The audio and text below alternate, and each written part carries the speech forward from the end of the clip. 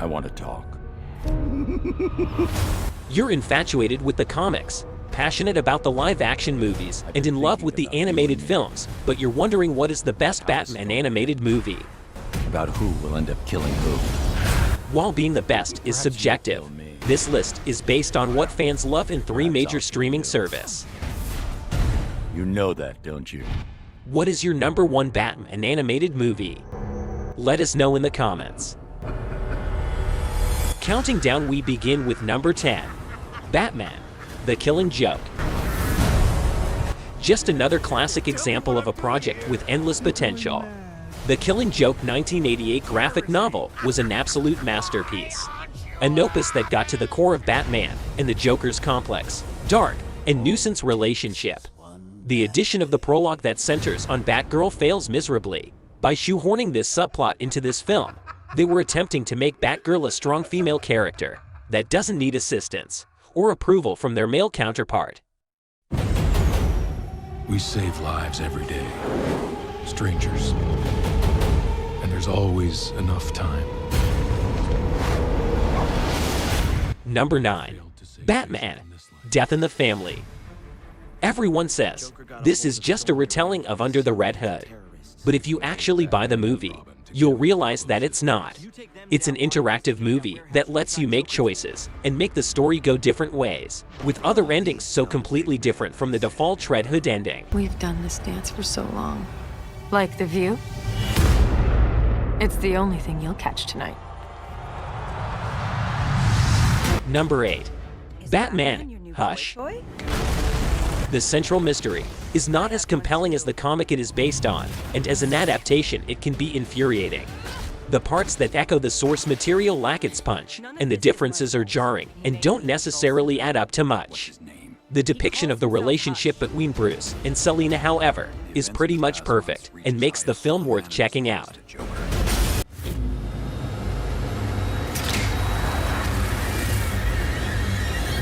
Half a mind to report you for Grand Theft Auto. I'd like to hear that call. Hello, police. My son stole the Batmobile. Number 7. Batman vs. Robin. With a plot that deals with a number of ethical and moral issues, specifically questions concerning fatherhood, as well as whether the ends ever justify the means, Batman vs. Robin is another good offering from DC with an appropriately dark and gritty tone. Unfortunately, it doesn't delve very deep in looking for the answers, opting to focus more on the action than the dilemma of the characters and how they are affected. He's here! Shoot on sight! Number 6. Batman: Year One. A great comic book adaptation that clearly establishes one of the most important elements of the Batman mythos: Gotham City.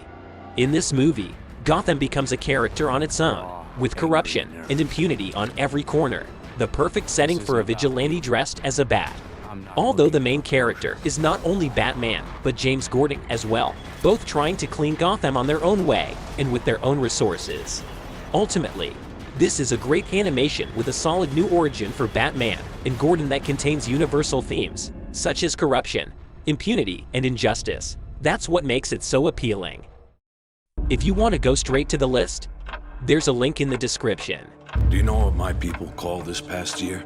The Long Halloween. Number 5. Batman: The Long Halloween Part 2.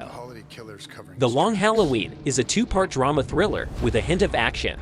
Yes, you get to enjoy the company of some of the best rogues in the Dark Knight's gallery, but they ain't up to no Sunday strip shenanigans. This is not your kiddie film. This one is for the adults to enjoy. This one is for the detectives and the gumshoes. Both part tell a full story sure to satisfy the usual Batman fan, but it is sure to enamor those who come in ignorant of the source material.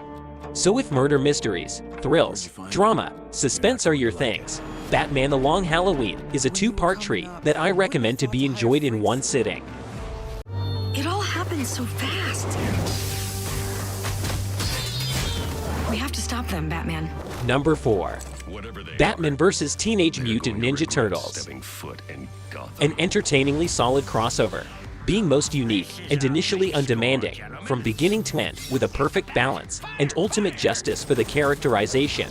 backed up by the excellent performances and animation to fuel up one of the most fun you'll have from the exceptionally executed action and respectfully fitting hilarity without parodic imitation to the other. While the film itself surprises with such entertainment value, it actually ranks as one of the best films for the Caped Crusader and shockingly the best TMNT film, conflictingly questionable whether it was due to the clashed assistants or based on their respective, involving narratives. I can't really be a lawyer and a criminal, can I? I want to win, but do I want to win like this? Number 3. Batman: The Long Halloween Part 1. Don Corleone in Batman. Batman and his friends had to solve a series of murders while trying to take down the Godfather of Gotham. The first one built up the mystery very well. There's many possible suspects with multiple twists and turns. I was very sure, like Batman, that a person was the killer, but then to my surprise I was wrong. Probably the best character was Joker. His look wasn't the scariest, but the voice acting was superb. Overall, a good setup that made me wanted to see the end.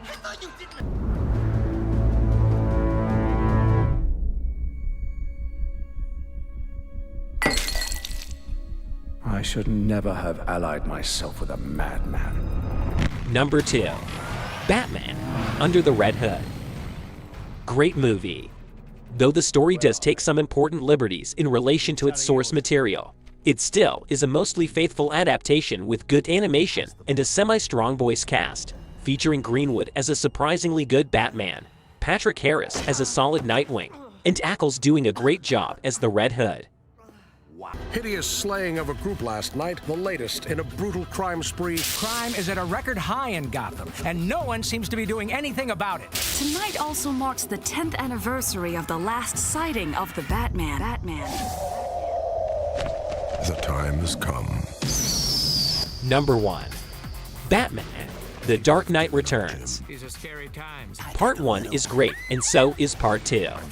Batman aggressive and on target unlike any other Batman story. Robin is a girl in this one and holds her own. The Superman portion is good, and Superman isn't as much of a wimp in this one. Kind of messes around with the Batman Beyond stories, but still think it fits in. If you like the Justice League Flash paradox, you will like this. I'm your worst nightmare. They think we just noisy kids! I will show you who rules Gotham City! Okay, son, show me.